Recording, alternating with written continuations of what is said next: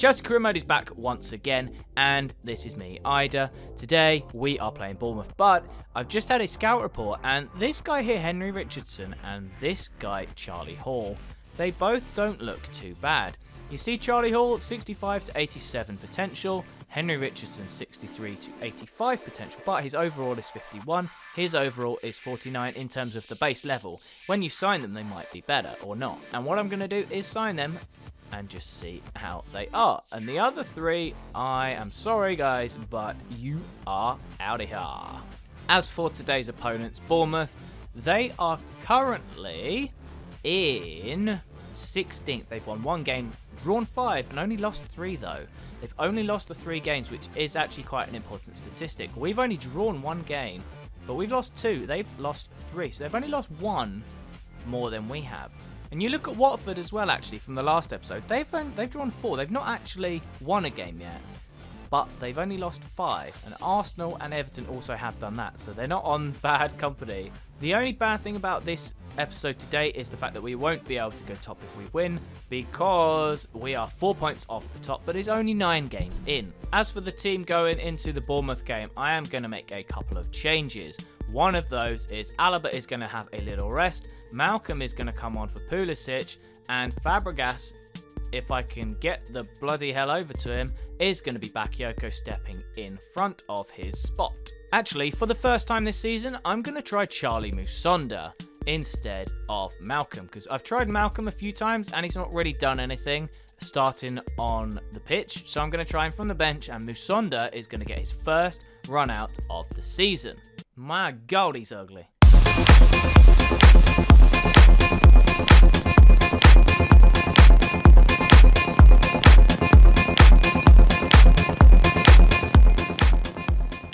Starting off against Bournemouth, we will not have to worry about too much pacing behind. They have started with Jermaine Defoe up top, and whilst he is a deadly striker, he is not the world's fastest player.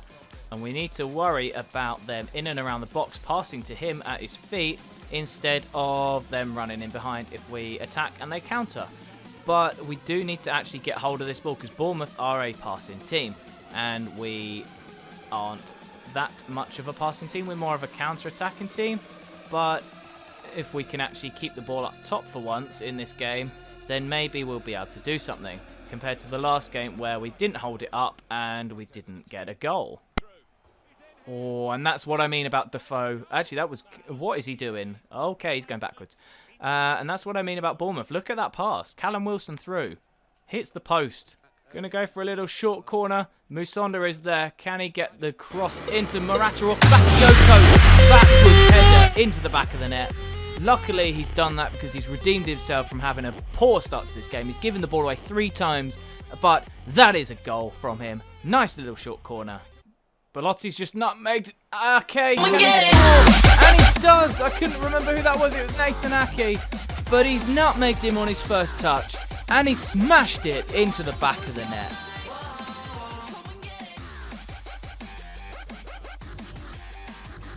Half time in this game, not a lot to show in the first half, but we do have the lead 2-0.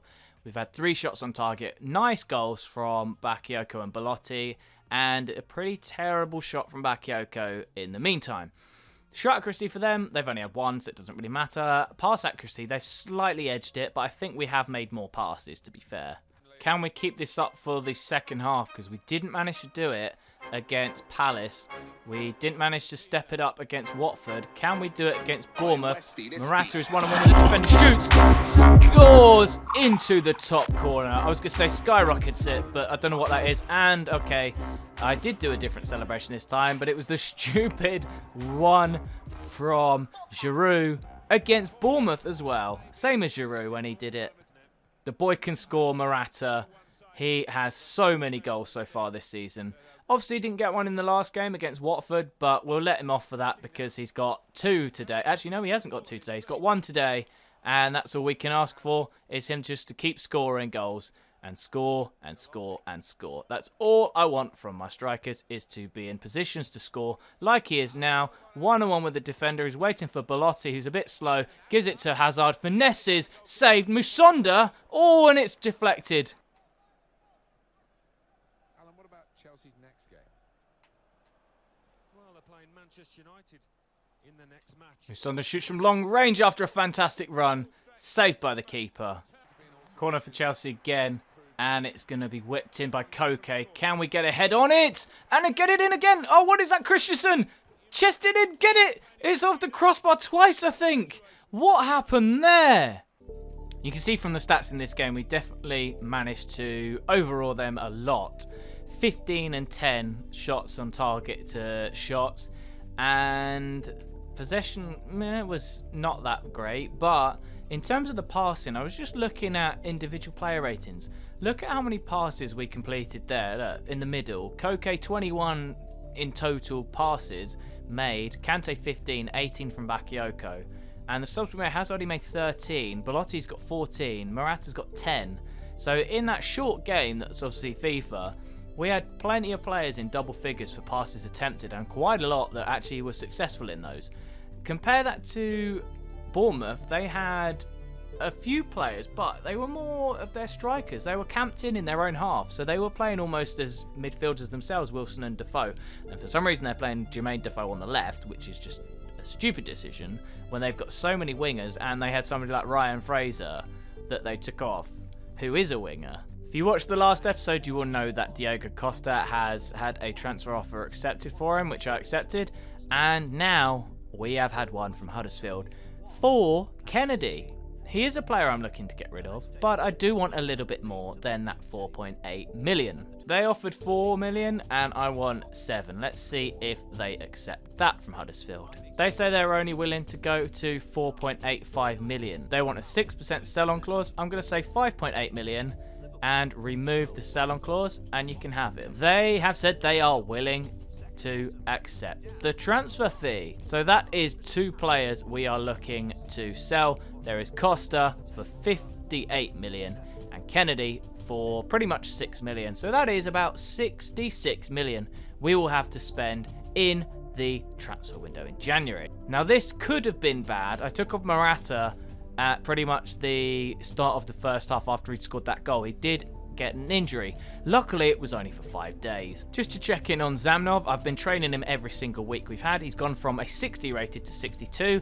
And let's see how his training goes today. Let's see. He doesn't do very well, did he? No, didn't get anything over a C. As we see in that last round of fixtures, West Ham won again. They are unstoppable. Man City won as well. Watford won, which is a surprise because they've not won a game yet this season. Still to play is Arsenal. I'm going to quickly skip forward and see if they won that game or not.